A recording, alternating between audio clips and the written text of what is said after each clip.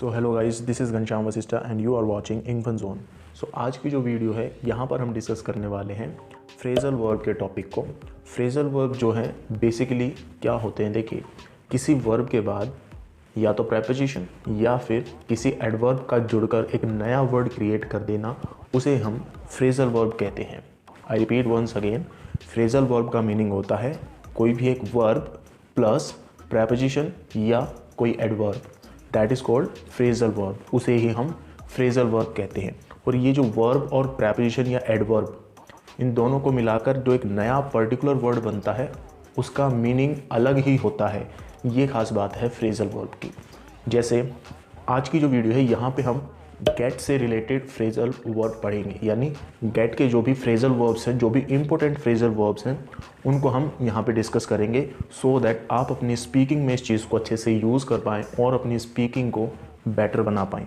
सो देखिए, गेट से रिलेटेड जो भी इंपॉर्टेंट फ्रेजल वर्ब्स हैं उनमें हैं get on, get in, get off, get out, get up, get away, get down. तो ये कुछ ऐसे फ्रेजल वर्ब्स हैं जो कि हम जनरली यूज़ करते हैं अपनी स्पीकिंग में। और जब भी हमें कहीं कोई आर्टिकल, कोई स्पीच, कुछ ऐसा लिखना होता है तो भी राइटिंग सेक्शन में भी इस तरह के फ्रेजल वर्ब्स का आप यूज़ कर सकते हैं। वो आपके इंग्लिश को बेटर बनाता है, इफ़ेक्टिव बनाता है। सो चलिए यहाँ पे डिस्कस करते हैं। अब सबसे पहला जो फ्रेजल वर्ब है दैट इज़ गेट ऑन या गेट इन। गेट ऑन और गेट इन दोनों का मीनिंग तो एक होता है, लेकिन थोड़ा सा फ़र्क है। हम अभी डिस्कस करेंगे कि वो थोड़ा सा जो छोटा सा फ़र्क है वो क्या है, बट पहले इसका मीनिंग समझ लेते हैं। देखिए, गेट ऑन या गेट इन का मीनिंग होता है टू माउंट, यानी चढ़ना। और टू माउंट का मतलब ऐसा नहीं कि माउंटेन पर चढ़ना, नहीं, इट मीन्स लाइक किसी चीज़ पर सवार होना, किसी चीज़ पर चढ़ना। जनरली गेट ऑन या गेट इन का यूज़ आप कह सकते हो ट्रांसपोर्टेशन केसेस में किया जाता है, लाइक फॉर व्हीकल्स के लिए। जैसे मैं बस में चढ़ गया, I got on the bus. Please गाड़ी में आ जाइए, so please get in the car. और अगर आपने अभी नोटिस किया, so in the first sentence I said I got on the bus, ठीक है, बट इन सेकेंड सेंटेंस मैंने कहा please get in the car. So car के साथ गेट इन यूज़ किया मैंने एंड बस के साथ गेट ऑन यूज़ किया, and because it was past scenario तो गॉट ऑन बोला गया। लेकिन जो बेसिक चीज़ वो क्या है कि बस के साथ गेट ऑन यूज़ किया जाता है, कार के साथ गेट इन यूज़ किया जाता है। And if you talk about the reason, तो रीज़न इसका सिंपली होता है कि जनरली जो ऐसे मैसिव ट्रांसपोर्टेशन व्हीकल हैं, लाइक आप कह सकते हो बस हो गया, प्लेन, ट्रेन, जहाँ स्पेस होता है वॉक करने का, वहाँ ऑन लगाया जाता है क्योंकि आप उस पर चढ़ते हो, ठीक है, आप उसमें वॉकिंग भी कर सकते हो, ठीक है। तो ऐसे किस्म, लाइक ट्रेन हो गया तो आप ट्रेन के साथ ऑन लगाओगे। कार में आप ऑन नहीं लगा सकते, कार में आप डायरेक्टली एंटर करते हो, सीट पे बैठ जाते हो, ठीक है। बट बस में क्या होता है, आप बस में जाते हो, फिर थोड़ा सा वॉकिंग करके फिर सीट पर बैठते हो।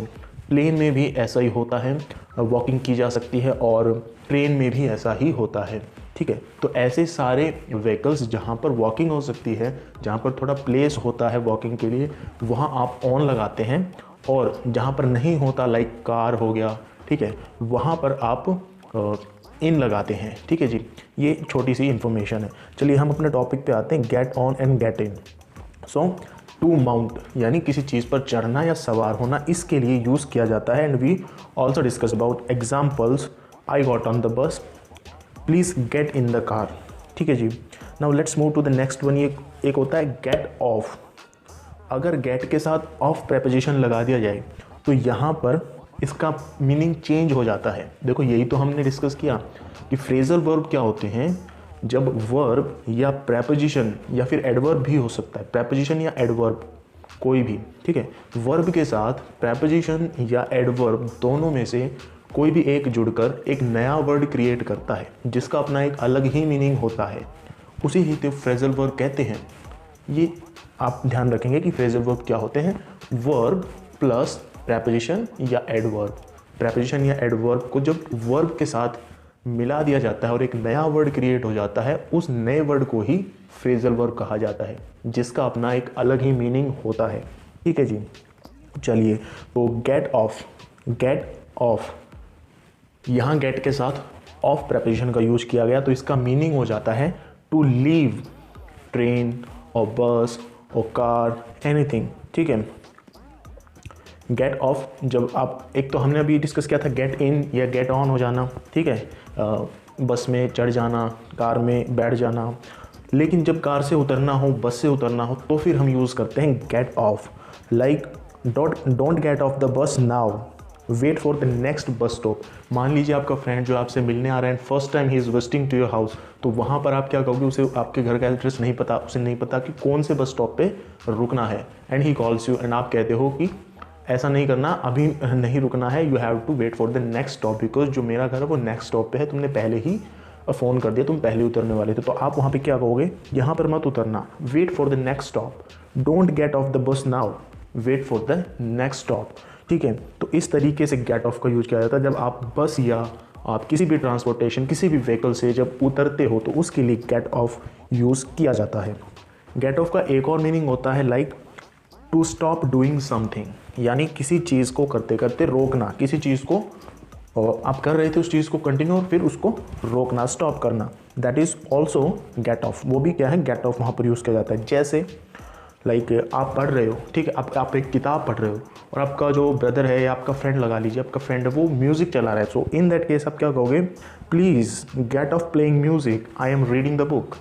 कैसा है कि मुझे डिस्टर्बेंस हो रहा है, you are just just please get off playing music, I am reading the book. तो गेट ऑफ प्लेइंग म्यूज़िक यानी म्यूज़िक को आप बंद करो, ठीक है। To stop music you used get off. तो चलिए अब हम सीखते हैं गेट आउट का मीनिंग क्या होता है, यानी गेट के बाद अगर आउट प्रेपोजिशन लगा दिया जाता है तो इसका मीनिंग हो जाता है टू लीव एनी प्लेस। देखो गेट आउट का मीनिंग भी होता है to leave, but get out में किसी प्लेस को छोड़ा जाता है, किसी जगह को छोड़ा जाता है। गेट ऑफ में बस, ट्रेन, कार, इन चीज़ को छोड़ा जाता है, लेकिन गेट आउट में किसी जगह को छोड़ा जाता है। जैसे कि जनरली बहुत कॉमन सा ये फ्रेजल वर्ब है, टीचर्स बहुत बार यूज़ करते हैं, just get out to my class, get out of my class, ऐसा नहीं बोलते हैं। सो ये वही फ्रेजल वर्ब है, get out means to leave any place. चलिए आगे आते हैं, गेट अप। गेट के साथ अगर अप प्रेपोजिशन का यूज़ होता है तो वहाँ पर मीनिंग हो जाता है वेक अप, उठना, या फिर टू माउंट, इसका ये भी मीनिंग होता है टू माउंट, बढ़ना, तरक्की करना, चढ़ना, ऊपर उठना, that is also get up. तो गेट अप के दो मीनिंग होते हैं, एक तो wake up, like I get up 4 o'clock in the morning, मैं 4 बजे उठता हूँ, एक तो ये हो गया।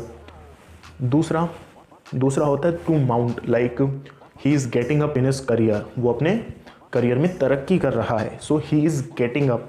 गेटिंग अप मीन्स यहाँ पर गेटिंग अप यूज हुआ है, आप कह सकते हो उस सिचुएशन को शो करने के लिए जहाँ पर आपको प्रोग्रेस दिखानी है, ठीक है, आप ऐसा समझ सकते हैं। टू माउंट यानी तरक्की करना, प्रोग्रेस करना, इंक्रीज होना किसी चीज़ में, ठीक है। So that is also get up, ठीक है जी। सो ये सब कुछ था फ्रेजल वर्ब के बारे में, और गेट से रिलेटेड जो इंपॉर्टेंट फ्रेजल वर्ब्स थे वो सभी हमने यहाँ पे डिस्कस किए। आई होप दैट वीडियो आपको इंटरेस्टिंग लगी होगी, इन्फॉर्मेटिव लगी होगी। अगर आपको वीडियो अच्छी लगी तो प्लीज़ लाइक कीजिएगा, शेयर कीजिएगा एंड सब्सक्राइब ज़रूर कीजिएगा, सो दैट आने वाली वीडियोस के नोटिफिकेशन आपके पास सबसे पहले पहुंच पाएँ। मिलते हैं जी नेक्स्ट वीडियो में, तब तक के लिए खुश रहिए, पढ़ते रहिए, बढ़ते रहिए, महिलाओं का सम्मान कीजिए और अपने आसपास सफाई ज़रूर रखिए। Bye bye.